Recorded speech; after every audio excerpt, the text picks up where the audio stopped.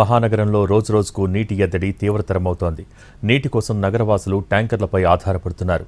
జలమండలి చరిత్రలోనే రికార్డు స్థాయిలో వాటర్ ట్యాంకర్లు బుకింగ్ అవుతున్నాయి. ఒక్కరోజులోనే 15,000కు పైగా ట్యాంకర్లు బుకింగ్ నమోదు కావడం నగరంలో నీటి సంక్షోభం తీవ్రతకు అద్దం పడుతోంది. భూగర్భ జలాలు అడుగంటిపోవటం, బోర్లు ఎండిపోవటం, లో ప్రెజర్తో నీటి సరఫరా జరుగుతూ ఉండడంతో అపార్ట్మెంట్లు ఉన్న ప్రాంతాల్లో ట్యాంకర్లకు భారీగా డిమాండ్ పెరుగుతోంది. హైదరాబాద్ నగరానికి మంచినీటిని సరఫరా చేసే నాగార్జునసాగర్, సింగూరు జలాలు సైతం అడుగంటిపోయి డెడ్ స్టోరేజీకి చేరటంతో అధికారులు ఆందోళన చెందుతున్నారు. వానాకాలం మొదలై నెల రోజులు గడుస్తున్నా హైదరాబాద్లో నీటి డిమాండ్ తగ్గట్లేదు. వాటర్ బోర్డ్ ట్యాంకర్లను బుకింగ్ చేయగానే పలుచోట్ల అదే రోజు డెలివరీ కావటం లేదు. ఇవాళ బుకింగ్ చేస్తే 2-3 రోజుల సమయం పడుతున్నట్టు తెలుస్తోంది. సాధారణంగా వేసవిలో మార్చ్, ఏప్రిల్, మేలో వాటర్ ట్యాంకర్లకు డిమాండ్ ఉండేది. కానీ ఈసారి ఇందుకు భిన్నంగా జులై వచ్చినా ఏమాత్రం డిమాండ్ తగ్గటం లేదు. రోజుకు 15,000కు పైగా బుకింగులు వాటర్ బోర్డుకు వస్తున్నాయి.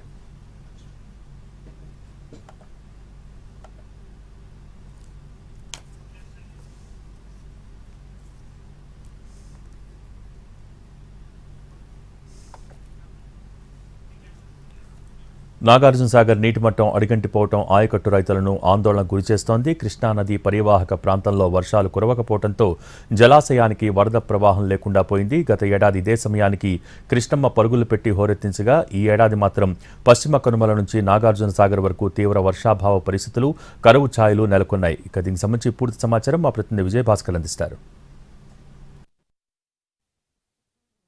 తీవ్ర వర్షాభావ పరిస్థితులతో పాటు కృష్ణా నది పరివాహక ప్రాంతంలో ఇప్పటి వరకు వర్షాలు కురవలేదు. ఈ నేపథ్యంలోనే నాగార్జునసాగర్ ప్రాజెక్టు డెడ్ స్టోరేజ్కి దగ్గరలోకి చేరుకుంది. మరొక 4 అడుగుల నీటి మట్టం కనుక దిగువకు వెళ్తే నాగార్జునసాగర్ ప్రాజెక్టు డెడ్ స్టోరేజ్కి వెళ్తుంది. ప్రస్తుతం నాగార్జునసాగర్ ప్రాజెక్టుకు 514 అడుగుల వద్ద నీటి మట్టం ఉంది. 4 అడుగులు అంటే 510 అడుగులకు కనుక నీటి మట్టం చేరితే నాగార్జునసాగర్ ప్రాజెక్టు పూర్తిగా డెడ్ స్టోరేజ్లోకి వెళ్తుంది. సాగునీటికి 510 అడుగులకు చేరితే సాగునీటికి నీటిని విడుదల చేసే అవకాశం ఉండదు. కేవలం డ్రింకింగ్కు మాత్రమే నీటిని ఉపయోగించాల్సి ఉంటుంది. ప్రస్తుతం 514 అడుగుల వద్ద నీరు ఉంది. గడిచిన 6 నెలల్లో 48.30 అడుగుల మేర నీటి నిల్వలు పడిపోయాయి. దాదాపుగా చివరి 6 నెలల పాటు అంటే జనవరి నుంచి జూన్ 30వ తేదీ వరకు 100 టీఎంసీల నీటిని వినియోగించుకున్న పరిస్థితి. గత ఏడాది ఇదే సమయానికి ఈ స్థాయిలోనే నీటి మట్టం ఉంది. 514 అడుగుల వద్ద నీటి మట్టం ఉంది. అప్పుడు జూలై నెలలోనే నాగార్జునసాగర్ ప్రాజెక్టు ఇన్ఫ్లో మొదలైంది. 28 రోజుల్లోనే 585 అడుగులకు నీటి మట్టం చేరుకోవడంతో జూలై 29 అంటే 18 సంవత్సరాల తర్వాత గత ఏడాది జూలై 29న నాగార్జునసాగర్ ప్రాజెక్టు దిగువకు నీటిని విడుదల చేశారు. అన్ని క్రస్ట్ గేట్లు తెరుచుకొని దిగువకు నీటి విడుదల చేశారు. ఎట్ ద సేమ్ టైం కుడి ఎడమ కాలువలకు కూడా సాగునీటిని విడుదల చేసిన పరిస్థితి ఉంది. కానీ ప్రస్తుతం కృష్ణా పరివాహక ప్రాంతాల్లో ఎక్కడ కూడా వర్షాలు లేవు. ఎగురునున్న ప్రాజెక్టులన్నీ కూడా నీటి నిల్వలు పడిపోయిన పరిస్థితి ఉంది. ఇక రాష్ట్రంలో కూడా తీవ్ర వర్షాభావ పరిస్థితులు ఉన్నాయి. ఈ నేపథ్యంలోనే ఇప్పటివరకు నాగార్జునసాగర్ ప్రాజెక్టు ఇన్ఫ్లో మొదలు కాలేదు. ప్రస్తుతం 514 అడుగుల వద్ద ఉంది. ఇంకొక 4 అడుగులు 7 టీఎంసీల నీరు కనుక తగ్గితే పూర్తిగా డెడ్ స్టోరేజ్లోకి వెళ్తుంది. ఈ నేపథ్యంలోనే ఆయకట్టు రైతులు తీవ్ర ఆందోళనకు గురవుతున్న పరిస్థితి ఉంది. గత ఏడాది జూలై 29న నాగార్జునసాగర్ గరిష్ట నీటి మట్టం అంటే 590 అడుగులకు చేరుకుంది. పూర్తి స్థాయి నీటి మట్టం 312 టీఎంసీల నీటి నిల్వ సామర్థ్యంతో ఉన్న నాగార్జునసాగర్ ప్రాజెక్టు 11 నెలల్లోనే డెడ్ స్టోరేజ్కి చేరడం మాత్రం ఆందోళన కలిగిస్తుందని చెప్పుకోవచ్చు. అంటే 6 నెలల్లో జనవరి నుంచి జూన్ వరకు 100 టీఎంసీల నీటిని వినియోగించుకుంటే 11 నెలల్లో 76 అడుగుల మేర నీటి నిల్వలు పడిపోయాయి. 173 టీఎంసీల నీటిని వినియోగించుకున్న పరిస్థితి ఉంది. ఇక ఎగువన వర్షాలు కర్ణాటక ప్రాంతంలో, కృష్ణా పరివాహక ప్రాంతంలో వర్షాలు లేవు. ఇక్కడ కూడా తీవ్ర వర్షాభావ పరిస్థితుల నేపథ్యంలో ప్రస్తుతం ఉన్న నాగార్జునసాగర్ నీటి మట్టం మాత్రం ఆందోళన కలిగిస్తుంది. కొద్ది రోజుల్లోనే డెడ్ స్టోరేజ్కి చేరే అవకాశం అయితే ఉన్నట్లు మనం చెప్పుకోవచ్చు. ఏప్రిల్ నెలలో 8.5 అడుగుల మేర నీటి తగ్గింది. 16 టీఎంసీల నీటిని వినియోగించుకున్నారు.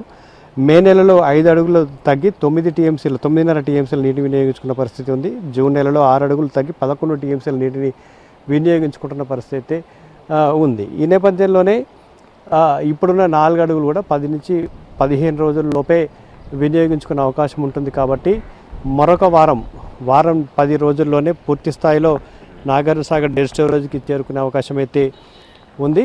514 అడుగుల నుంచి 510 అడుగులకు కనుక నాగార్జునసాగర్ నీటి మట్టం చేరితే డెడ్ స్టోరేజ్కి వెళ్తుంది. కాబట్టి సాగునీటికి నీటిని వినియోగించుకునే అవకాశం ఉండదు, కేవలం తాగునీటికి మాత్రమే వినియోగించుకునే అవకాశం ఉంటుంది. 510 నుంచి 500 అడుగుల మేర వరకు ఉన్నప్పుడు మాత్రమే తాగునీటిని కూడా సులభంగా ఎలాంటి ఇబ్బందులు లేకుండా తాగునీటికి రెండు తెలుగు రాష్ట్రాలు తాగునీటికి నీటిని వినియోగించే అవకాశం అయితే ఉంటుంది.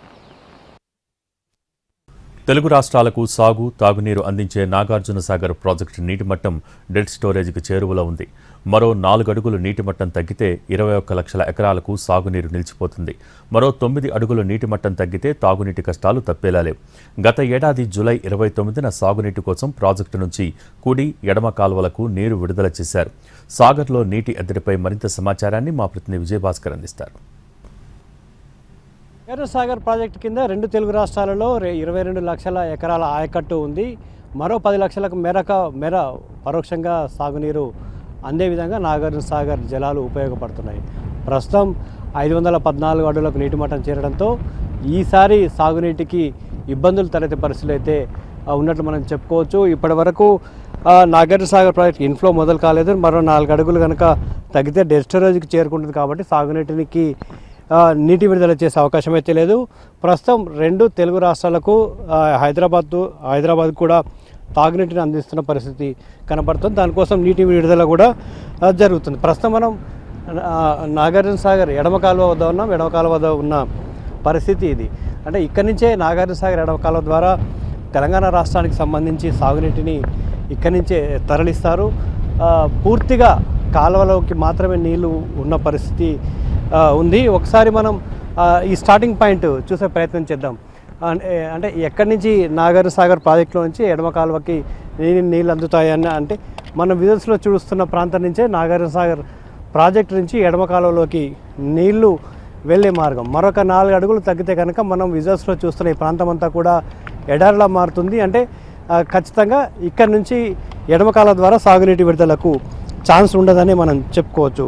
ప్రస్తుతం ఇది నాగార్జునసాగర్లో ఉన్న పరిస్థితి. కానీ ఇప్పటి వరకు వరద ప్రారంభం కాకపోవడం, 514 అడుగులకు నీటి మట్టం చేరడంతో నాగార్జునసాగర్ ప్రాజెక్ట్ అంతా కూడా ఎడారిని తలపిస్తుంది. మనం ఒకసారి విజువల్స్లో చూడొచ్చు. నిండుకుండల గత ఏడాది ఇదే సంవత్సరానికి ఇన్ఫ్లో మొదలైంది. 20 రోజుల్లోనే నాగార్జునసాగర్ నిండుకుండల మారింది. దాదాపుగా జూలై 29న దిగువకు నీటిని విడుదల చేశారు. క్రస్ట్ గేట్ల ద్వారా దిగువ నీళ్ళు విడుదల చేశారు. కుడి ఎడమ కాలువ ద్వారా సాగునీటిని విడుదల చేశారు. దాదాపుగా అక్టోబర్ నెల వరకు కూడా దిగువకు నీటిని విడుదల జరిగింది. అంటే నాగార్జునసాగర్ నిండుకుండలా మారి 1200 టీఎంసీల నీరు కూడా సముద్రంలో కలిసిన పరిస్థితి ఉంది. కానీ సరిగ్గా 11 నెలల తర్వాత చూస్తే పరిస్థితి నాగార్జునసాగర్ ప్రాజెక్ట్ అంతా కూడా ఎడారిని తలపిస్తున్న విజువల్స్ మనం అయితే స్పష్టంగా చూడొచ్చు. దాదాపుగా 1200 టీఎంసీలు దిగువకు సముద్రంలో కలిస్తే 312 టీఎంసీలలో మనం 178 టీఎంసీల నీరు సాగునీటి కోసం ఒకే ఏడాదిలో వినియోగించుకున్న పరిస్థితి ఉంది. అంటే జనవరి నెల నుంచి జూలై వరకు 100 టీఎంసీలను ఉపయోగించుకుంటే జూలై నుంచి డిసెంబర్ 31 వరకు 75 టీఎంసీల నీటిని సాగునీటి కోసం ఇటు తాగునీటి కోసం వినియోగించుకున్న పరిస్థితి. గతంలో అయితే నాగార్జునసాగర్ పూర్తి స్థాయి నీటి మట్టానికి చేరుకుంటే 2 సంవత్సరాల పాటు అంటే 4 పంటలకు సాగునీరు అందేది. ఎట్టి పరిస్థితుల్లో తాగునీటికి కానీ సాగునీటికి కానీ ఇబ్బందులు తలెత్తే పరిస్థితి ఉండేది కాదు. కానీ ఇప్పుడు పరిస్థితి అందుకు భిన్నంగా మారిపోయింది. నీటి వినియోగం పెరగడం, వర్షాభావ పరిస్థితులు ఉండడం, నాగార్జునసాగర్ ప్రాజెక్టు పూడిక ఎక్కువగా పెరగడం వల్ల ఒక ఏడాది పూర్తిస్థాయి నాగార్జునసాగర్ ప్రాజెక్టు నిండితే అదే ఏడాది డెడ్ స్టోరేజ్కి చేరడం మాత్రం ఆందోళన కలిగిస్తున్న పరిణామం. మనం విజువల్స్లో ఒకసారి చూస్తే కనుక మొత్తం నాగార్జునసాగర్ బ్యాక్ ఏరియా అంతా కూడా ఎడారిని తలపిస్తున్న పరిస్థితి చాలా స్పష్టంగా కనబడుతూ ఉంది. ఇదే పరిస్థితి అంటే ఇప్పటి వరకు కూడా కృష్ణా పరివాహక ప్రాంతంలో వర్షాలు లేవు.